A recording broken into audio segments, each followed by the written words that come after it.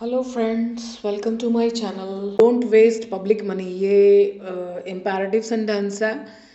एक तरीका तो ये है कि अच्छा, वो मैंने लिखा ही नहीं। दूसरा तरीका, यू आर एडवाइज्ड।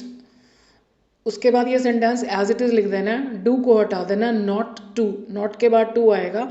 दूसरा तरीका क्या है कि वेस्ट वर्ब के बाद देखिए ऑब्जेक्ट अगर है तो आप क्या करो, इस वर्ब को यहाँ से हटा दो, इसकी जगह लिख दो लेट, और इस वर्ब को इस ऑब्जेक्ट के बाद ले आओ। पहले लिखो B and then third form, don't let public money be wasted. आसान सा तरीका।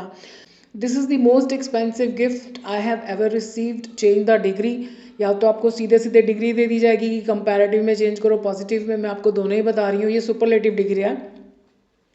आपको क्या करना है, आप मेरी लॉन्ग वीडियोस देखिए, जिनको ज़्यादा नहीं पता, मैं यहाँ डिटेल में नहीं समझा सकती। आपको एडजेक्टिव के बाद जो नाउन है इसके साथ दो वर्ड्स लगाने ही होंगे, चाहे आप पॉजिटिव में चेंज करो या कंपैरेटिव में। पॉजिटिव पीछे से शुरू होती है, यानी उस नाउन से जिसके लिए ये एडजेक्टिव आया।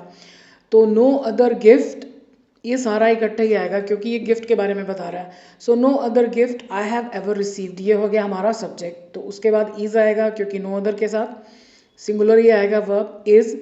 सो एक्सपेंसिव एज दिस, अब ये सो क्यों किया, क्योंकि ये नेगेटिव सेंटेंस है। अगर ये नेगेटिव नहीं होता तो यहाँ एज ही आता। So expensive as this. आप लॉन्ग वीडियोस देखिए तभी समझ में आएगा जिनको नहीं आता।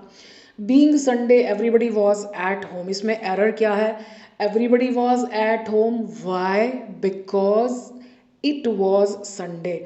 तो इसका सब्जेक्ट इट है तो यहाँ पर इट आना चाहिए, इट बीइंग संडे।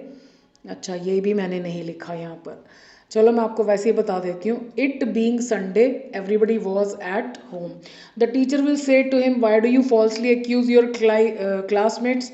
ये फ्यूचर है तो यानी हमें अंदर वाला टेंस चेंज नहीं करना, अंदर वाले सेंटेंस को सिंपल फॉर्म में चेंज करना है। So why do you falsely accuse, तो इसका सिंपल होगा यू फॉल्सली एक्यूज।